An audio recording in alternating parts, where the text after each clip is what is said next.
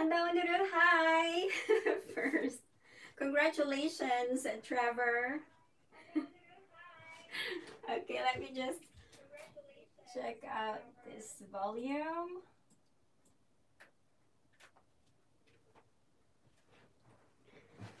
Hi, Trevor. Thank you so much for coming back to my live stream. I know it's been a while since the last time I had my live stream. I think it was almost 2 weeks ago.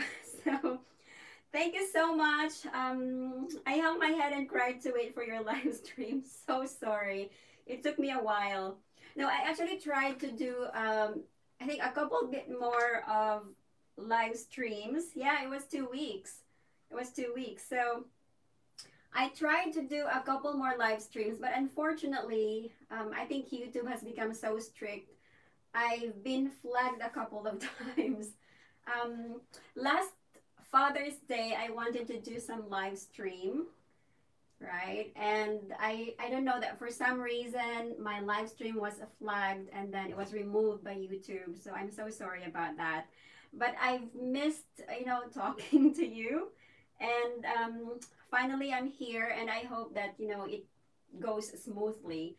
We also have another friend in the house and her name is Carla. Carla Paragas. Hello, Carla. How are you? I want to know more about our friends in here. So, Carla Paragas, I'm not sure if you are in any way related to, um, I think, one of my cousins-in-law, one of my cousins-in-law in the Philippines. So, her last name is also Paragas. So, I'm not quite sure if you're any way related to her. Her name is Lisa. Carla, are you in any way related to my cousin-in-law, Lisa? Ate Lisa, her name is Ate Lisa in the Philippines. Yes, Trevor, it's been 2 weeks and it really feels like it's been for ages. So thank you so much for joining me today, or I mean tonight. And I will actually have a very special topic for tonight's live stream. I will talk about my journey towards acquiring my Korean citizenship. So it's not going to be about me talking about the Korean laws or anything, because just a disclaimer, I am not an expert in Korean laws. So I will just basically talk about my experience and how it's a little bit different from most, I think, of my friends who acquired their citizenship recently and even before that. So, Carla Paragas, my relatives ako sa Tarlac, Baguio, at Pampanga. Tarlac, Baguio, at Pampanga. I'm not quite sure. Nicolo Vlog, hey, hey, hey. Hello, hello, Nicolo. Okay, so Carla, are you a vlogger din ba? Do you do vlogging? I love Pampanga. Yes, Pampanga is such a great place. Tamsakdan, Jang Mihyang is in the house. Hello, hello, Jang Mihyang. And we also have Nicolo Vlog here. So, yes, I will give you the blue jacket, guys, if you are... Hi, Jangmi. Yes. Okay. Your phone's here.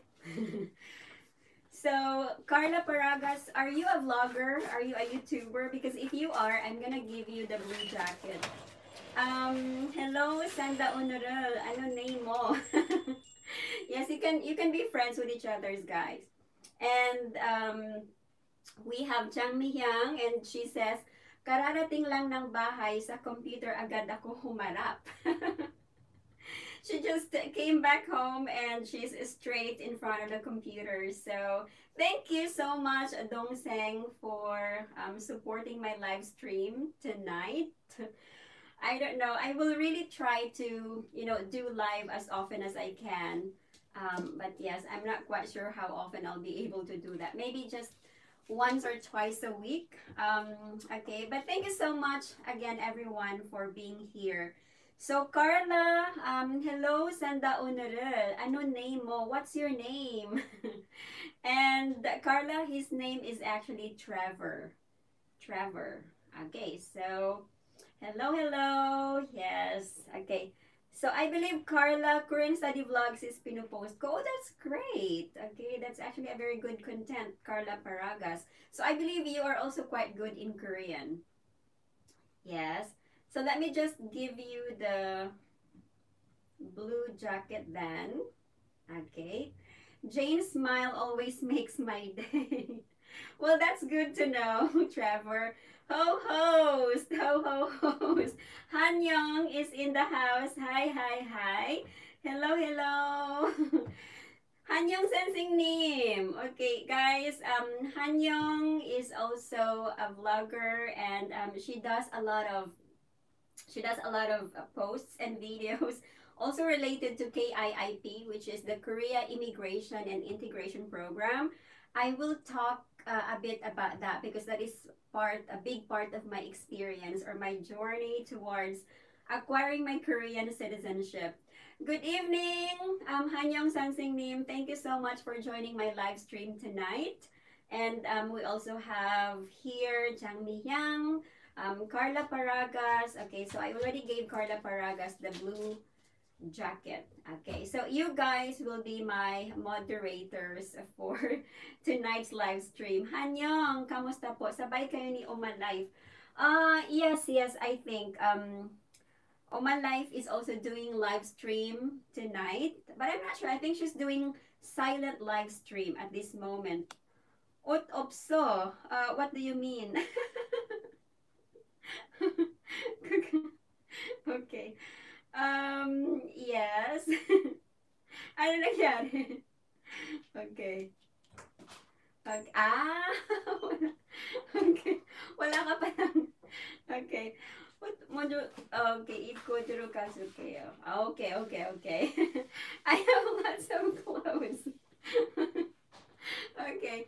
Si ano daw, si Hanyong Sensing New daw. Okay, kakatapos lang mag-shower. Okay, 방금 샤워하고 나왔어요.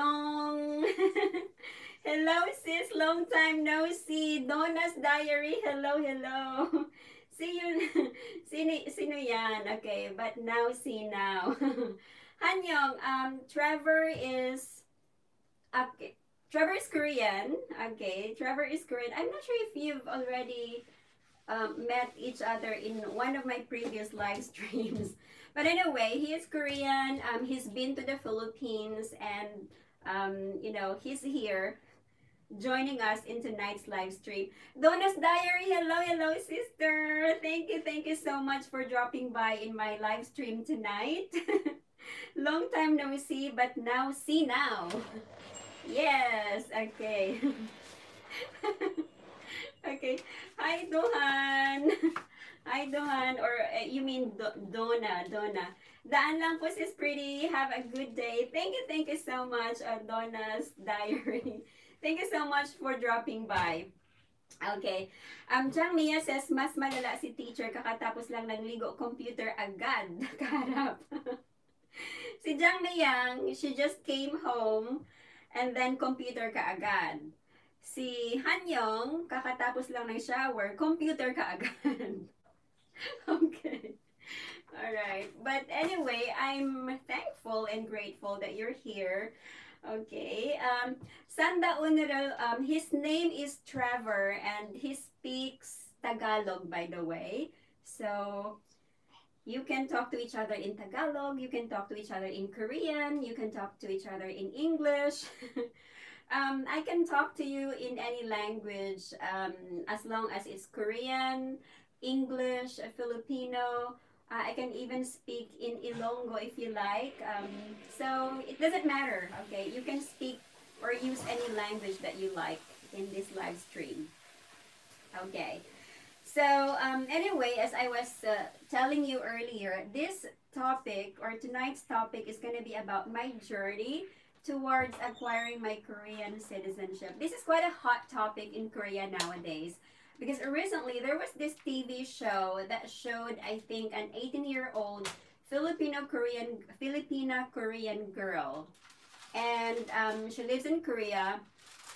Unfortunately, her mom got divorced with her dad when she was just 1 year old, and then there was a problem with her mom's visa because now that she's turned 18, her mom can no longer get a visa or renew her visa. So that sparked these, hot dialogue and debates, especially among um, uh, Korean spouses in Korea, and of course, Filipino wives who are trying to get Korean citizenship, or those who already got or acquired their Korean citizenship. So, of course, the topic was basically about the advantages and the disadvantages. Some people were saying that, so what if I don't want to get Korean citizenship? Or others were saying that, oh, you should get a Korean citizenship. Okay, but in tonight's video or live stream, I am not going to discuss those things because I understand that each and every one of us, we have our own reasons for getting a citizenship or not getting one. I understand that some of you don't plan to stay in Korea long term, or maybe some of you here want to move to another country later on. So getting a Korean citizenship is not really necessary.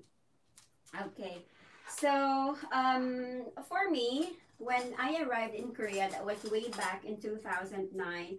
I was 6 months pregnant with our first child because my husband and I lived in Baguio City before coming back to Korea. So I was 6 months pregnant, and when I arrived, that was not a good time to study Korean because obviously it would be very inconvenient and uncomfortable for me.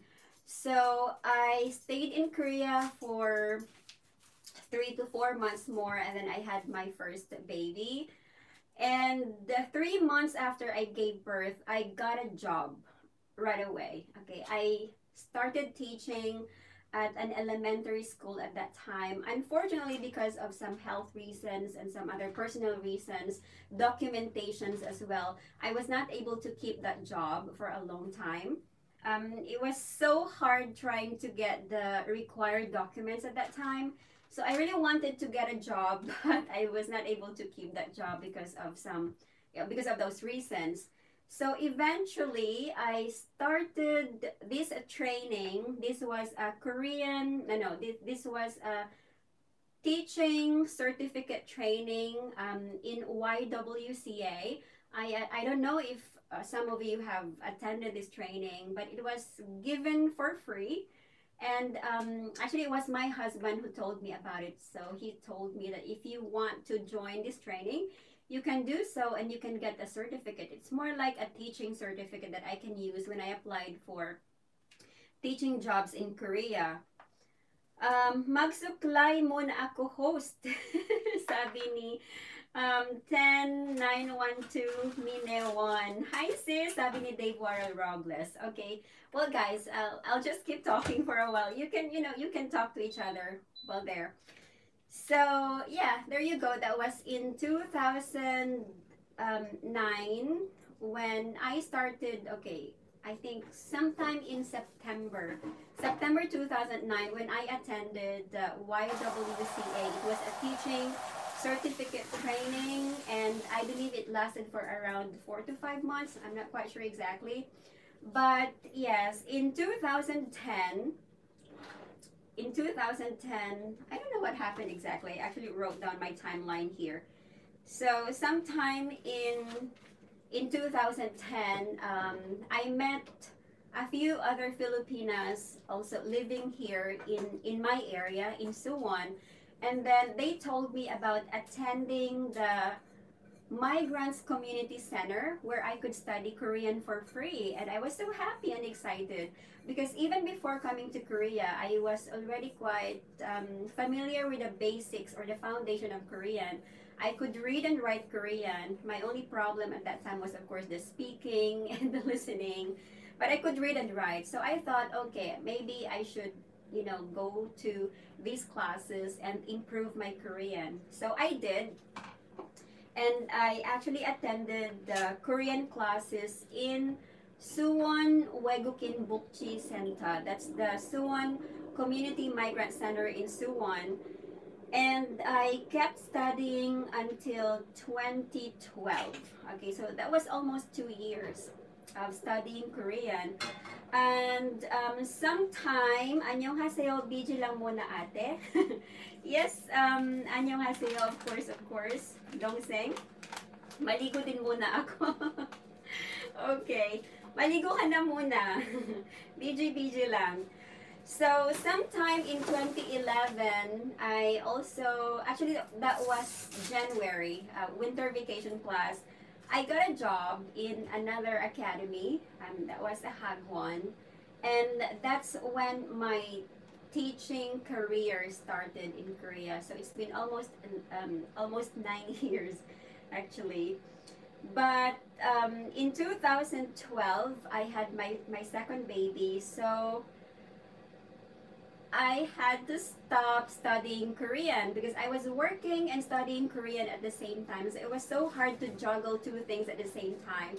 So I kept my job in the academy. I continued working, but I thought I had to give up one. And so in 2012, I stopped studying Korean. And I just focused more on my job and taking care of my baby. So in Korea at that time, I'm not sure if you remember this, but there was this scandal. A lot of scandals actually came out about babies or children being, abused in orinichips, nursery schools or kindergarten. So my husband and I couldn't send our second baby to the nursery school at a very, very young age. So we waited until she was 2 years old. So that was from 2012 to 2014. And at the same time, I was working, and I think I got more nighttime classes during those times or during those days because I took care of my baby at daytime and then I went to work in the evening. But at the same time, I was also doing Korean self-study, just self-study at home. So, yeah, sipag pala ni host. Yes. So, I had to juggle those things at the same time. Tagal na pala ni host. Okay. Yes, I've been in Korea since 2009. So, I've been here for 11 years, unfortunately. Yes, you might think that my Korean is already perfect, but actually not. Okay, so here's another thing about my journey or about my plans. Although I really had plans to apply for Korean citizenship, sometime in 2011, there was this news that came out about the Korean government planning to allow dual citizenship, okay? And that was such a great news. I remember that everyone was so happy with that news. And I told myself that, okay, then maybe I should just wait for this new law or policy to take effect before I applied for my Korean citizenship. So I think that was 2012 when it finally took effect. Correct me if I'm wrong, 2011 or 2012 when the dual citizenship finally took effect. But that was only just for a small group of people. If I'm not mistaken, Koreans are still not allowed to keep dual citizenship, except for just a very small group of people. So there you go. When that took effect in 2012, so I started studying Korean again, doing self-study, but I thought that was not enough because I had to work at the same time. Jennifer C. Rice, hi! Hello, Ate Jennifer. Thank you for joining my live stream tonight. Okay. Thank you so much for the support, Ate Jennifer Rice. Okay. So, here you go. It was in 2014 when I finally decided that, okay, I want to apply for Korean citizenship now. I've been living in Korea. I had been living in Korea for 5 years at that time. So I thought I'd be ready. And I think that was the perfect time for me to apply for Korean citizenship.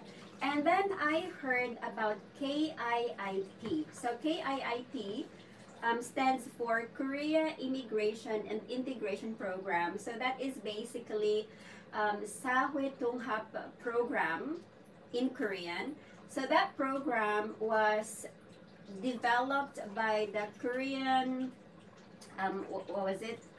Ministry of Justice, I believe. Ministry of Justice. No. Anyway, by the Korean government to help those who are living in Korea, or the spouses and families of Koreans who are families of overseas Koreans who are trying to get Korean citizenship. So the KIIP basically has six levels. From 1 to 6. And of course, if you want to study for KIIP, you had to take a level test. And that was in the latter part of 2014 when I had my level test. I remember that was around August, I think. Okay, July or August, when I had my level test. And because I already had a background in Korean, I studied Korean in the Damonhwa Center for almost 2 years. When I took the level test, I was so shocked because my level came out as level 4, which was much higher than I expected. I just expected maybe level 2 or maybe at most level 3, because I know that level 4 is going to be too difficult for me. Level 4 is upper intermediate, by the way. So I was shocked and I was so worried because I know it was going to be so hard when I finally took that class, and I was not mistaken. So come September of that same year in 2014, I started taking KIIP, and oh my god, my classmates were so good at speaking Korean. I actually met the 3 other Filipinas in that class, and they were so good. Okay, they were so good, and I was so embarrassed because I thought, why am I in this class? But I just tried to attend that class anyway. So each and every day I had, headache, nosebleed, yeah, figuratively. So it was hard. Needless to say, it was quite a struggle for me. Level 4, I have not studied Korean for the past 2 years, and then I took the level test and I got level 4, and then that class was just so difficult. So level 4 was 100 hours, and I remember we had classes twice a week for 3 to 4 hours. I'm just not quite so sure now. And I think that was Tuesday and Thursday. And so I remember meeting a lot of other classmates from Vietnam, China. I think there was somebody from Mongolia as well. And 3 other Filipina classmates in that class. Okay, so to cut the story short, long story short, well, it was hard.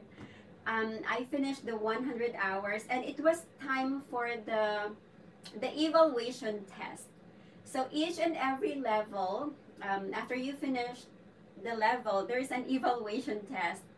And you guys, for the first time in my life, I think, I'm not sure if I've ever failed a test before, but this was the test that is very memorable for me in a bad way, because I think for the first time in my life, I failed a test. I failed that evaluation test, meaning I was not able to move up to the next level. So if you failed that test, you actually had to go back to that same level. So imagine studying for 100 hours and then failing that evaluation test at the end of the course, and then the next year in 2015 I had to go back to that same level again. So from, I think, March in 2015 I studied that same level. That was another 100 hours. And well, it became easier because I already knew the lesson. I kind of knew what to expect already in the lesson. So I did that. I kind of finished 100 hours and passed. Congratulations to me. So I passed the level 4 evaluation exam for the second time. But I remember the first time that I took the test and I failed, it was devastating. I came home and then I had such a headache, a serious headache at that time. And then I think after a few days, I finally got my result and then I failed and I cried. I cried because, you put so much effort, you put so much time, effort, and energy in studying.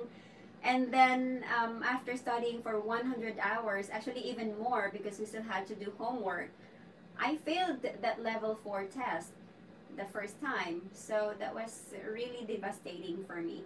But fortunately, I took that test. I took that course again, level 4, and I passed the second time around. So luckily, now level 5 of KIIT. I'm not sure about your experience. Does anyone here have any experience in KIIT? Sanda Honorable is back. I'm back. Yes, Trevor, welcome back to my live stream. Anyway, so I passed the level 4 and I took level 5. Yay. So I took the level 5. I think that was also again for another 100 hours. I took it in another place because level 4 the classes was in, I think I took level 4 in Adju University. And then for level 5, I had to go to the Suwon Weguk Inbokchi Center. Okay, so the Migrants Community Center at, okay, also in 2015. So I don't know, that was kind of tough as well, but that was fun. I remember bringing a lot of snacks for my classmates. I was baking cookies and sharing it with everybody. So most of my classmates at that time were also from Vietnam and China. There was no other Filipina girl. I was the only Filipina in that class, I remember. So level 5 was, I think also, I don't know if it was 50 hours or 100 hours, but it took some time as well. So long story short, I finished that. Our teacher was actually really nice. She gave a lot of handouts for us to study in advance and for us to like do homework. So I finished level 5 and passed. Okay. I'm not sure how I passed level 5, but I did. I think I was only 1 or 2 points higher than the passing score, if I remember correctly. Okay, but again, fortunately, I passed level 5. So now, level 6. Level 6 was actually about Korean society and laws. Okay, culture, society, no, society and laws. So we had to study about the laws in Korea, social issues and other stuff. So I think for the level 6, I had the option whether to go to a school, face-to-face classes, or study online. And because I became busy again in my work, I took, I think, more classes at that time. So I decided to study online for level 6, sorry, level 6. So that was quite, boring because I had to stay home. And the thing was, it was kind of hard to focus or concentrate in the online class actually. The only advantage is, of course, it's convenient and you can feel so comfortable. Sometimes you can even just study in your bed or, lie down on the sofa and study. But yeah, that was very convenient and comfortable. So 50 hours of KIIP level 6. And I remember I've never studied so hard in my life, at least in Korea, than during those days. So those were the days when I really spent every waking moment of my life, every waking moment of my day studying. So I studied the whole book, reviewed everything. I even had my index cards and, okay, underlined a lot of important points. I practiced alone. I even studied with my husband. because I wanted it to be just one whole, thing, just one shot. And finally, the final test day came, and I believe that was the final test for level 6. So I remember there was no eguka. We were not asked to sing the Korean national anthem on our final exam, okay, for level 6. Yeah, there was none of that, okay, although there was still a written test and finally the interview. So here's the thing about the interview. It was quite memorable for me because I was so nervous, and like I've said, I wanted that to be the last because I didn't want to like go. Fortunately, okay, I think the interviewer that asked me questions at that time was really nice. There were two interviewers. Okay, one was a male interviewer, the other was a female interviewer. And I remember these are the questions that they asked me as far as I can remember. First, they made me read a short article, and then they asked me questions about that article. I don't remember that article now, but anyway, that was pretty easy. So they had to check my reading comprehension, and they asked me, I think, a couple of questions about that article. And then for the main interview questions, I think I remember being asked about the person in the 50,000 won money, and that was pretty easy. Okay, and another question that was asked of me was the weather. Okay, the weather in Korea. Okay, so I was asked to compare the weather in Korea and the weather in the Philippines. So I remember saying that, of course, there are 4 seasons in Korea, and then the weather is pretty mild, especially in spring and in fall. It can get pretty hot in summer, as well as hot and humid in summer. And then I said something about being freezing in winter. And then I compared that weather to the ones that we have in the Philippines. And I said, in the Philippines, we don't have 4 seasons. We simply have the dry season and the rainy season, or the wet season.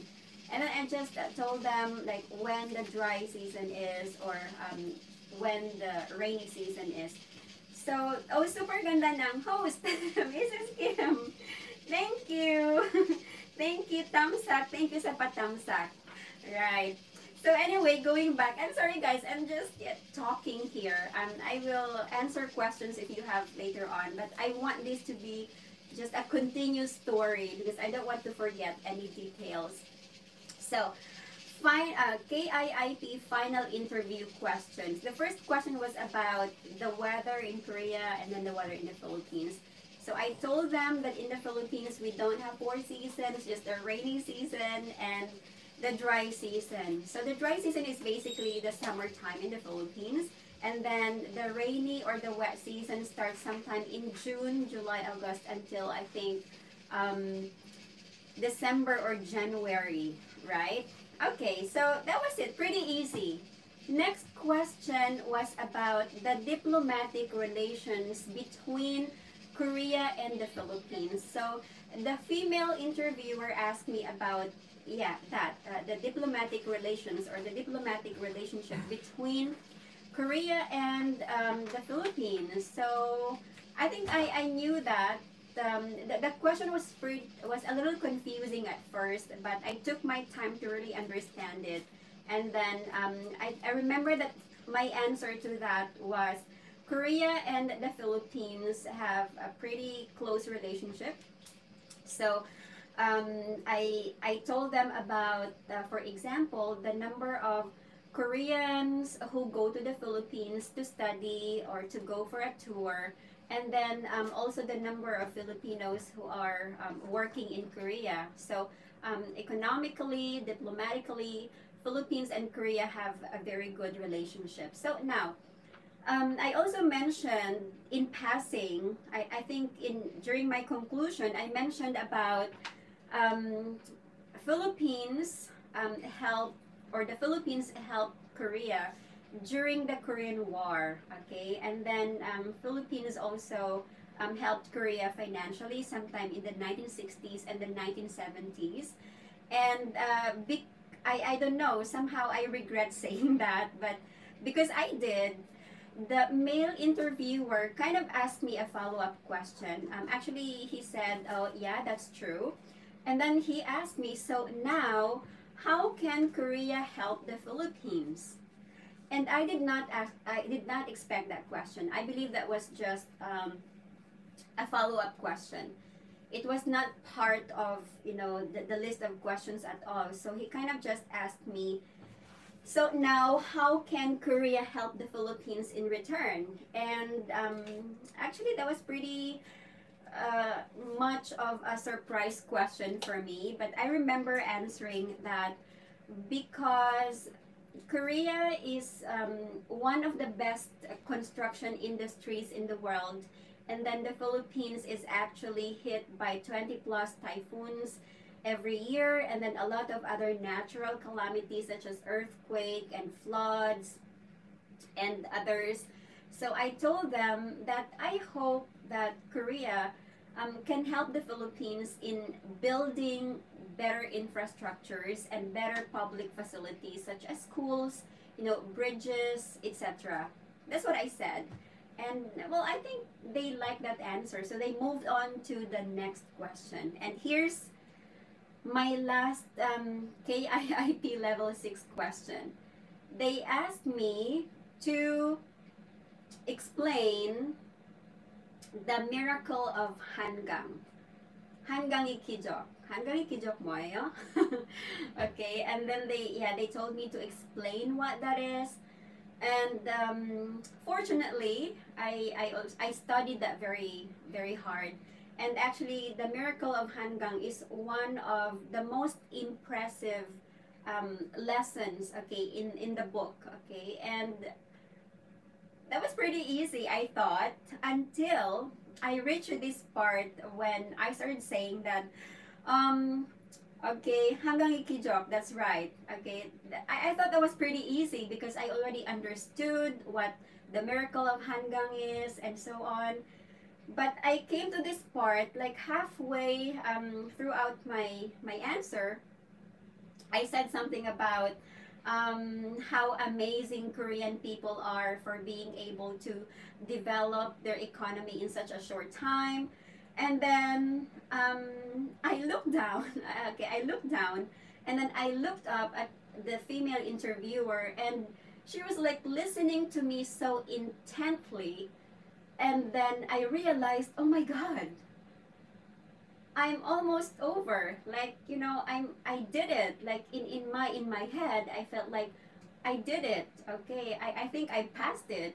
And then when I was wrapping myself up, I suddenly just started crying for no reason. And then yeah, so I cried during my final interview. And then they asked me if, "Are you okay? Oh, 괜찮으세요?" They asked me if I was okay, and I said, "Oh yeah, I was actually okay. I'm sorry, I was just so nervous." And then that was it. I think I remember that was it. I just told them that I'm really, really sorry. I'm just so nervous right now. But the male interviewer told me that, "Oh, it's okay. You did great. You did a good job." And that was it. I remember that was it. The male interviewer gave me some tissue, so I was like, wiping my tears, and I think I even had some mascara on my face. So I cried on my last interview question, and I cried probably because I was so nervous, but at the same time I kind of realized when I looked at the interviewers that this is it. I mean, I did it, and I think I did a great job, and I did not make any mistakes during the interview. So I thought, oh my God, I did it. Like, I just wanted to cry my heart out and said, yay or yes, because I finally did it. I finally completed the interview, and they said, okay, well, thank you and goodbye, okay, and then they told me to wait outside. And that was my story. And that was so embarrassing, I know. I'm crying there in front of two total strangers. And there were two other, I think, interviewees also waiting after me. But I thought that was nerve-wracking. And I understand that everyone who is trying to apply for the Korean citizenship and go through every whether it's level test or whether it's the final test, it's really nerve-wracking. So that was my story, okay, my KIIP story. But anyway, let me just read some of your comments. PH used to be the second richest country back in the 1960s in Asia, next to Japan. We love Philippines, so already discussed why Philippines became poor now. Sorry to bring this up, but yes, unfortunately, Trevor, the Philippines had a lot of potential sometime in the 1960s and up to the 1970s. But of course, you know, a lot of things have happened since then, and I'm just so happy and proud that, of course, now that I'm Korean, sorry, did I jump? Okay, now that I'm Korean, I'm just so happy to, you know, to be part of Korea, okay? And every time I think about, you know, how Korea was able to, again, develop its economy in such a short time, it's pretty amazing, right? And you should be proud, okay? Koreans should be proud of that. I know it was not easy because historically, it was a tough time. A lot of Koreans had to go overseas as well to work, send money back home. But yeah, for me, that was just pretty amazing. So anyway, I finished my level 6 interview, not necessarily with flying colors, actually with tears. But after, I think, a few days, or I think a couple of days, I finally got my result and I passed. Yes, okay, so I passed my final exam, and I was given a certificate of completion. So the certificate could be used in applying for Korean citizenship. So that was it. That was in 2016 now, I believe. Okay, no, 2015 or 2016. Okay, but here's what happened. I already finished my KIIP and I was preparing to apply for my Korean citizenship. Unfortunately, my NBI clearance, okay, my NBI clearance was close to expiration. And then when my husband and I finally completed the requirements, my NBI clearance was already not acceptable, because in order for the NBI clearance to be accepted as one of the required documents, it has to be okay, it has to be a new one. Okay, I think it should not be older than 3 months to be accepted. So mine was already 4 months old, 4 or 5 months old, and I thought, oh, maybe it was still okay, but actually not. It wasn't. So I had to get another NBI clearance at that time. So it took me a little while again. So finally, it was in 2017 when, I'm not sure, I have to actually check back my Instagram post. But I remember that was in 2017 when I finally applied for my Korean citizenship. So my husband had to prepare most of the documents. And okay, the documents included, of course, you know, his, I think, honey, you had to prepare your land title. And we also had to prepare his land title, the house contract and all. For others, if you have a lot of money in your bank account, you can simply just show your bank account with at least 30 million won.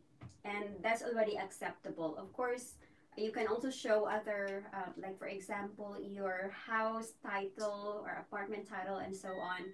But in my husband's case, you know, just his land title, the contract of our house, and then his employment certificate. Okay, so those are three for, I think, financial requirements.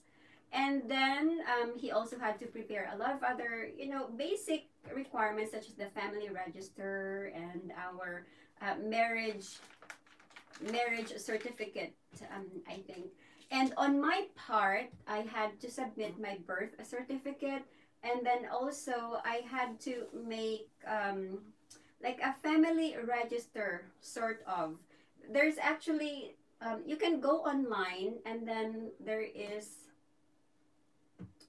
a template that you can follow, and then I think I remember we had to take that to the court or to some lawyer. I don't remember what exactly happened because my husband did it.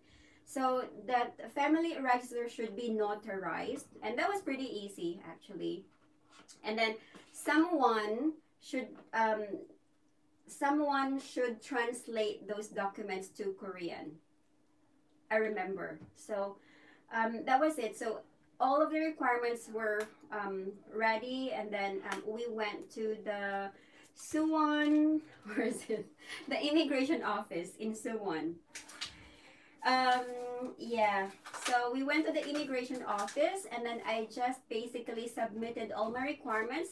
And then when the officer saw my requirements, I think the first time my husband did not include his like his property titles, so we had to go back home, and then we had to make photocopies of those, and then we had to go back in the afternoon, like right after lunch, and then submit it. So that same day we were able to do it. We were able to submit all those requirements, and the officer saw my KIIP certificate, and then I think that was it. He just told me to wait 1 year. So on the day of my application, I think that was sometime in March 2017 or April 2017, he told me to wait for 1 year. And my citizenship application result came out in 2018. That was April 2018. And needless to say, I finally got my Korean citizenship. So they told me to report to the Jumin Center or to the Dongsamuso, and in order to get my ID.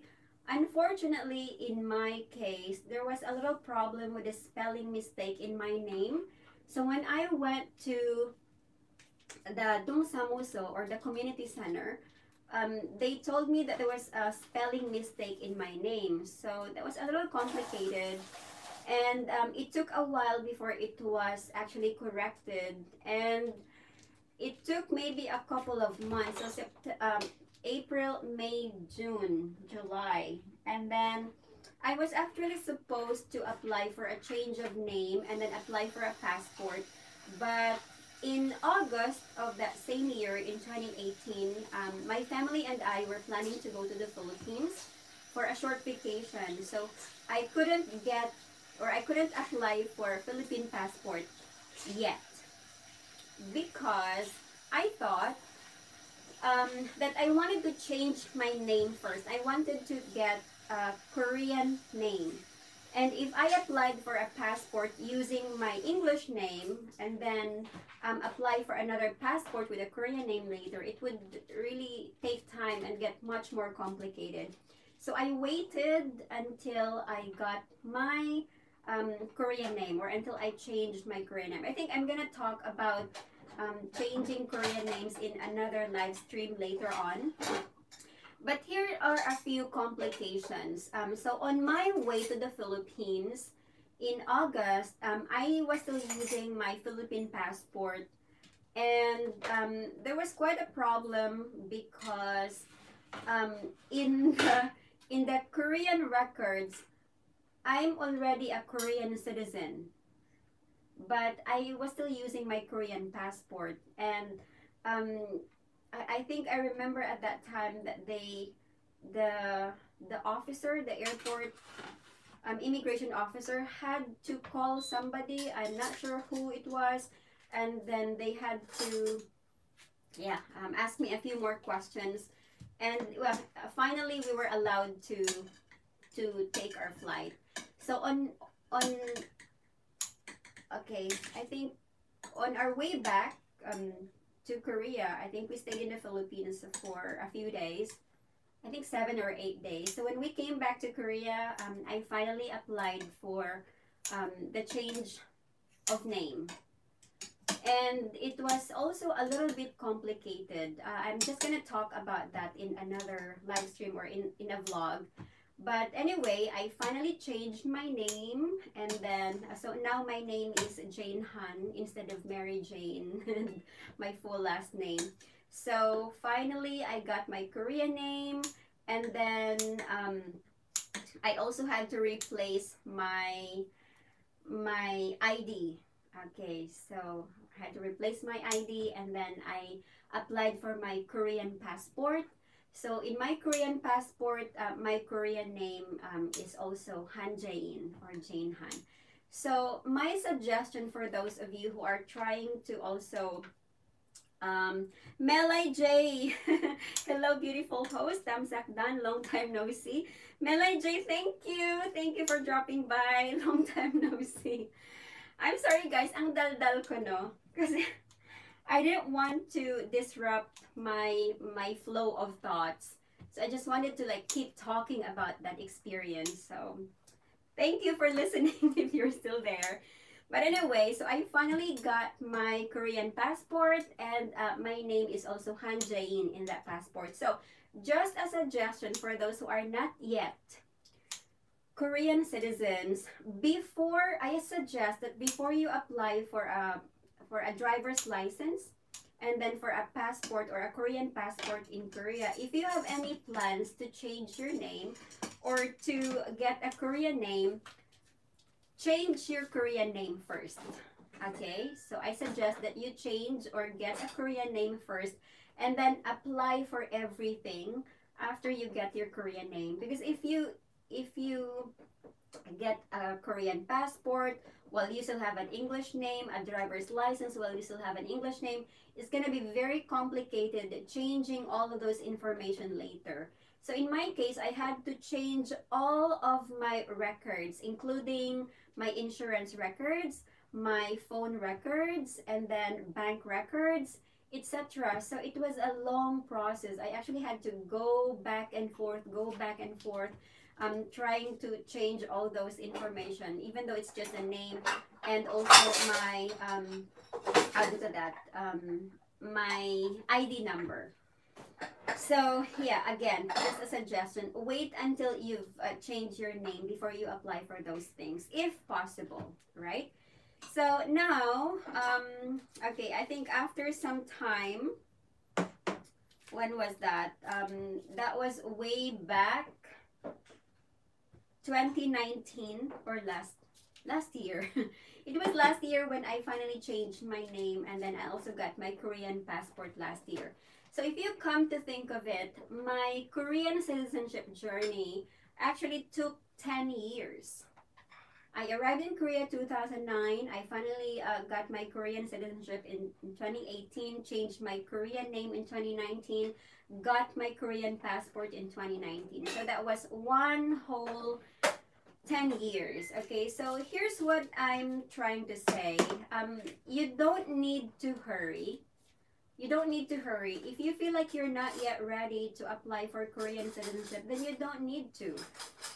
It's going to take a lot of preparations. It's going to take a lot of time, a lot of effort in studying, and maybe a lot of tears and heartaches and headaches if you will not be able to do that in time. So my suggestion again, or my advice to those who are trying to, or maybe aspiring to get a Korean citizenship eventually, is to take your time. And then know your priorities. So when I first arrived in Korea, I knew that I had to get a job. I really needed a job because I wanted to, my mom was jobless, and you know, my family in the Philippines, you know, send money to my mom monthly. So as soon as I got a job, I was able to, you know, send some money and support my family. But at the same time, you know, it was not easy because I had to juggle a lot of things at the same time. But fortunately, it's over. And if you are one of those Korean spouses or Filipinas in Korea who have the time, I mean, like, if you don't need to work and then you have a lot of time, then I suggest study Korean first. That was one of my big mistakes. I kind of got lazy in studying Korean, and one big problem with me actually is I want my Korean to sound perfect as much as possible. I am worried about grammar mistakes. So my husband keeps telling me to just, you know, keep talking, you know, just keep speaking. I mean, regardless of the grammar or of the vocabulary. But I want my Korean grammar to be perfect as much as possible. So it was not easy. Jane, why don't we, if we make group Kakao Talk, Sanda Unuru. Okay, Trevor. But okay, let's think about that, Trevor. But anyway, I believe that my Korean is probably intermediate. My teacher told me that my Korean was advanced, but you know, I know myself better than that. So my problem with the Korean is actually just the speaking and the listening. Actually, speaking is fine, but sometimes, especially when somebody speaks too fast in Korean, it's kind of hard for me to understand what they're saying. Sometimes my husband, I can't even understand my husband when he speaks Korean. But yes, with my Korean skill, I can survive in Korea. At least I know I'm not gonna get lost. I am able to do a lot of basic transactions in the bank, you know, in the hospital, insurance, you know, and so on. So sometimes I still feel a bit insecure with my Korean skill, but I know that with constant practice, I know I'll be able to, you know, improve my Korean skill more. So, Jay Ilimanaw, hello, hello, Ani. Okay, how are you, Ani? I miss you, Ma'am Hod. I miss you too, Jovi. Okay, so Jane, what do you do in Korea? Okay, so Trevor, I'm teaching in Korea. I actually teach in an academy in Korea, and then I also do a lot of other freelance jobs. Okay, and well, I cannot really give you the details in here, but I do a few freelance jobs, such as sometimes even making videos and others.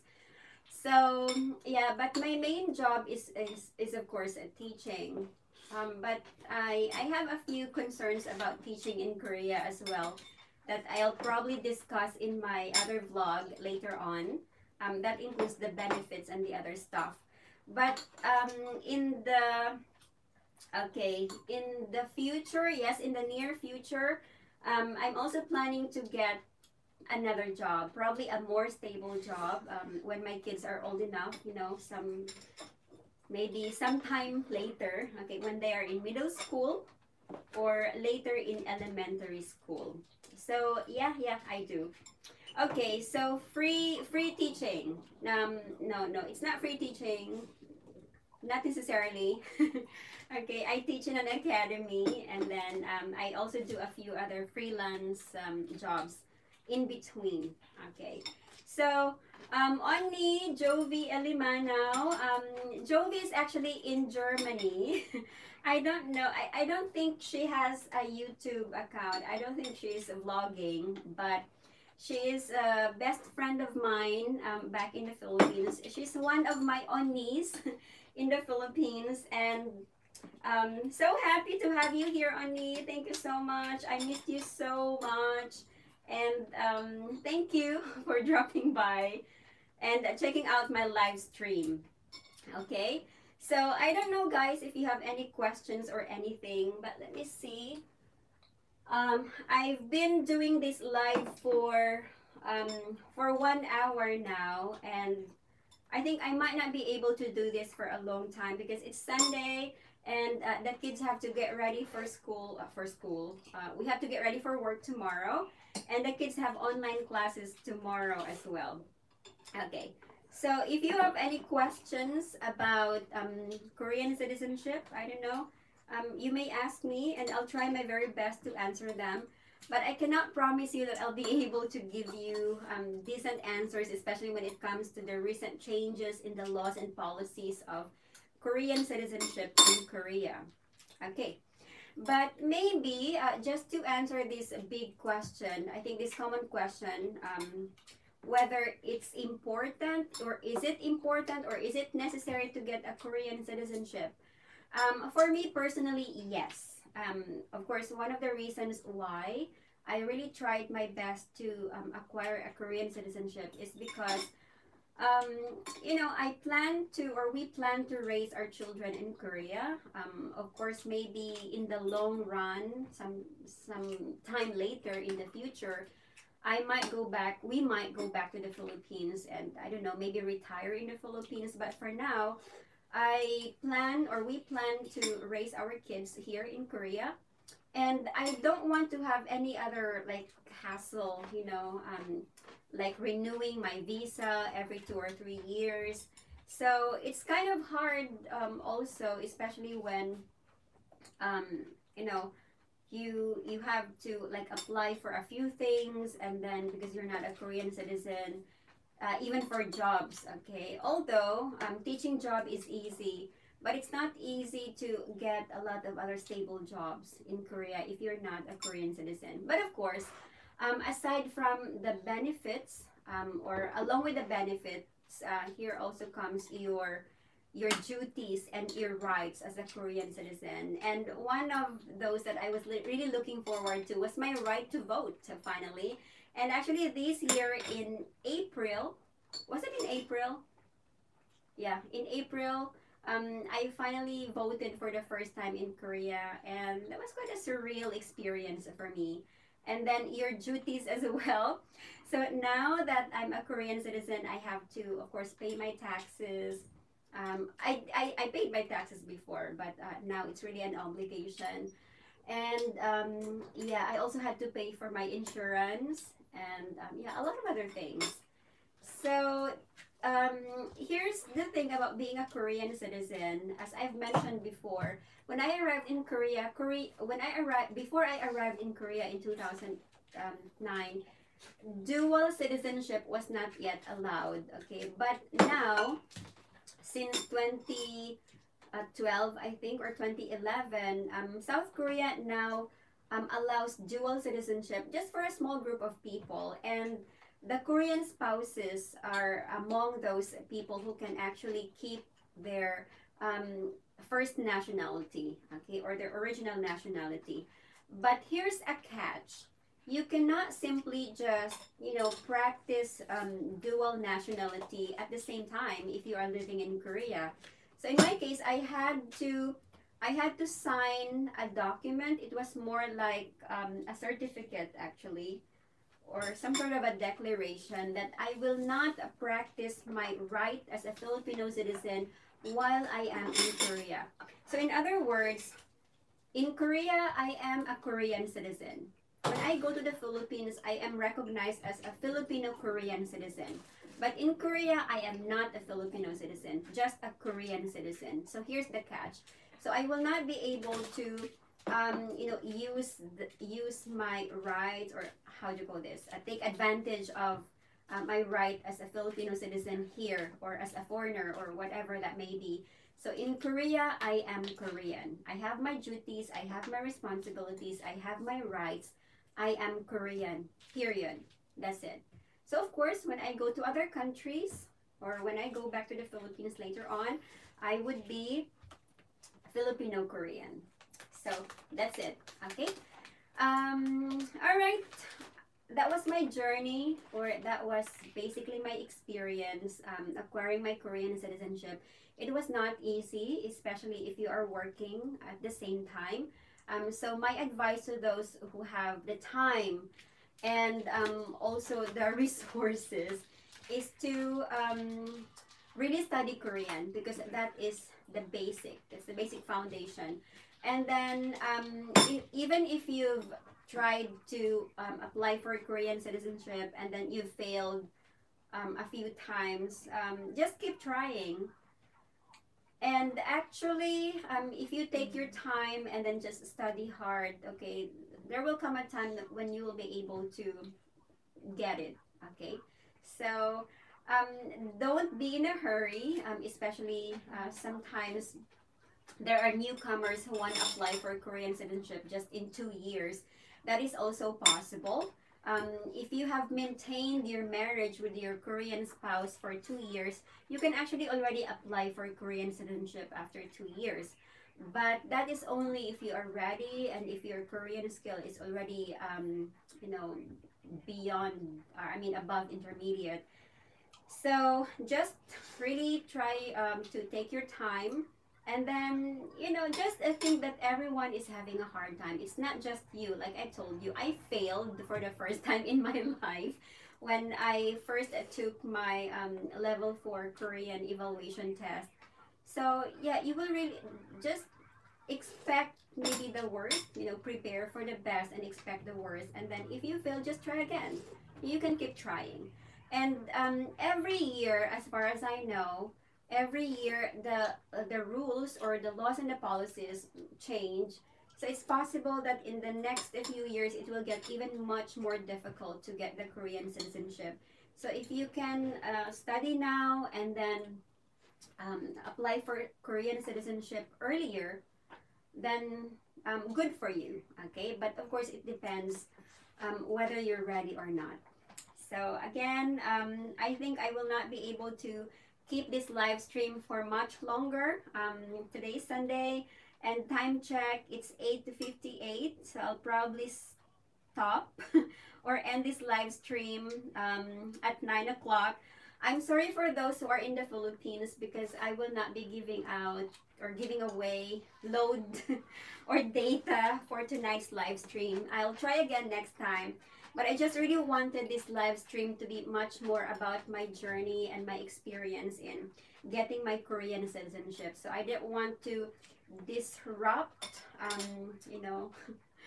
disrupt myself or distract myself by like giving away loads or watch hours for today. So thank you so much again for watching, and everyone who's still in here, Trevor, Jovi, Elimana, we have Melai J, 10912 Minewon. I'm actually not sure whose turtle account this is. Jennifer Rice also came to support me. So thank you so much, Ate Jennifer.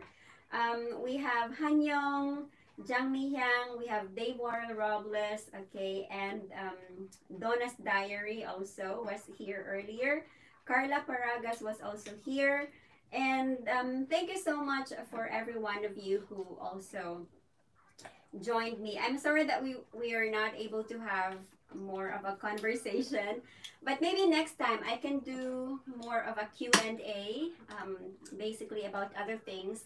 But when it comes to Korean citizenship, I think it's quite a sensitive issue for some, because others really obviously have a hard time. I mean, some people say that, or some of those who have applied or others who did not apply or don't have any plans to apply, they have their own reasons. Sometimes they have their own excuses and reasons not to apply for Korean citizenship. But me personally, you don't have to explain. You don't have to tell everybody why you have not applied, why you did not pass or anything. It's your own reason, okay?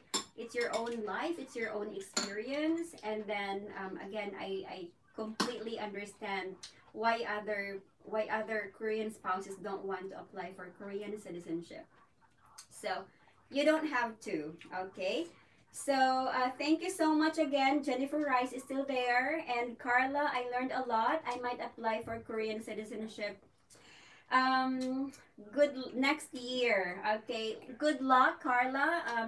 Are you still studying Korean now? If you are studying KIIP, that would be so much better. I really recommend studying KIIP. That's Korea Immigration Integration Program.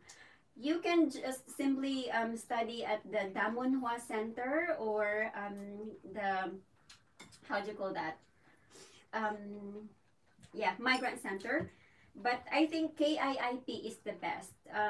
The Korean government tries to provide everything that you need to prepare you for that examination, the final exam. So just really try to do, or study KIIP. Jennifer Rice says, inspired ko sa imo, the way you speak. Oh, thank you, ate. Thank you so much. Self-studying for TOPIK level 4 this year. Oh, that's great, Carla. Okay, TOPIK is also very helpful. Yeah, especially if you plan to get a job eventually in Korea. So yeah, maybe you're wondering, so what's my next plan? Okay, my next plan is again to continue studying Korean.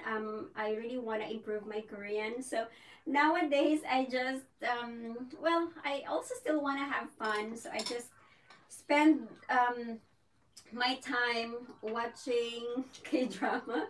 But believe me guys, watching K-drama is a big help, especially if you're trying to, I need to improve my listening skill. So what I actually do, I watch Korean drama on Netflix. I watch the drama and then of course the language is in Korean and then I use the Korean subtitle. So I am listening and I'm reading at the same time and sometimes I even just try to follow, okay, like the shadowing thing. So it kind of helps in my listening, so improving my listening skill. So thank you again and good luck, Carla. Level 4 is I think intermediate or upper intermediate in TOPIK. I know you will be able to do it. Okay, so just keep trying, guys, or I mean ladies, because most of you here are ladies. So just keep trying and again, take your time, okay? Don't stress yourself out. I know that most of you are really excited, maybe, or so eager to finally get your Korean citizenship, but I'm telling you, it will take time. It will take a lot of effort. It will take a lot of, again, tears, like I've said. So, just take your time, okay? And while you are on your way to acquiring your Korean citizenship, just don't forget to have fun. You will meet a lot of maybe wonderful people in the class. Your teachers are also going to be very amazing. So, yeah, okay. And I hope that you learned something from my short live stream today. Like I've said, I'm going to end this live stream right now. So, I'll see you again, hopefully this week. I'll try to do another live stream and probably talk about another important topic. But hopefully, I can have a conversation with you. Not like tonight, when I do all the talking. So thank you so much. And wait. Okay. I will see you in my next live stream. Okay, so guys, thank you and have a good night. Enjoy the rest of your Sunday evening and have a great week ahead of you. So good luck for tomorrow. Okay, I know that most of you are going to be working. So good luck for tomorrow. And don't have the Monday blues. Okay, so bye-bye. Thank you.